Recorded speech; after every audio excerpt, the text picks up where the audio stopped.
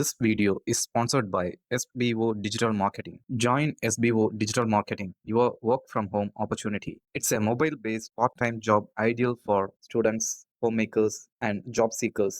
Make the most of your free time. No fixed hours. Work at your convenience. Just share and publish content. Simple tasks with no selling and no referrals required. Earn daily income with instant payouts.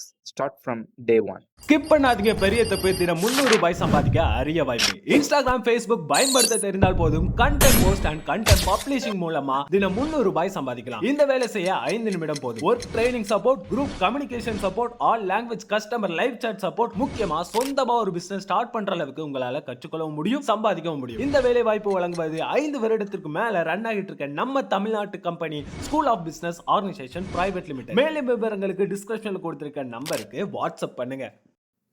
விதிமுறை: கரும்பலகையில் 1000 என்று பெரிதாய் எழுதிவிட்டு வகுப்பறையில் தொடர்ந்து சலசலப்பை ஏற்படுத்திக் கொண்டிருந்த மாணவனை பார்த்து அவனது ஆசிரியர், "இது எவ்வளவு?"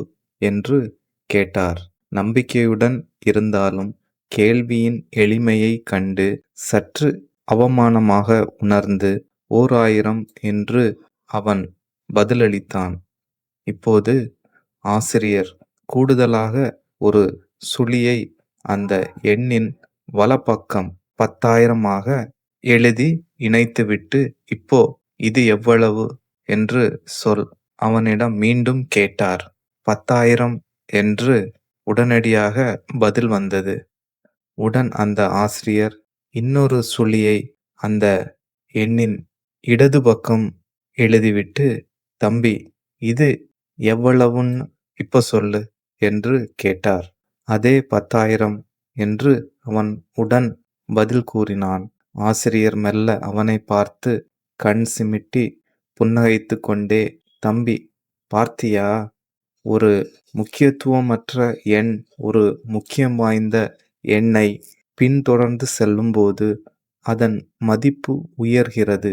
அதே எண் அந்த முக்கியத்துவம் வாய்ந்த எண்ணிற்கு முன்னால் செல்ல முயற்சிக்கும் போது அதற்கு மதிப்பு ஒன்றுமில்லாமல் போகிறது. இதை போன்றதுதான் ஆசிரியர்களாகிய எனக்கும் மாணவர்களாகிய உங்களுக்கும் இடையே உள்ள உறவு. ஒரு மாணவன் தன் ஆசிரியரை பின்தொடர்ந்து சென்றால் அவனது மதிப்பு எதிர்பார்க்காத அளவு பெரிதும் கூடும். அதுவே எதிர்மறையாக அமைந்தால் என்ன நிகழும் என்பதை உன்னால் உணர முடியும்" என்று முடித்தார். இது வகுப்பறை விதி மட்டுமல்ல, வாழ்க்கையின் விதிமுறையும் கூட.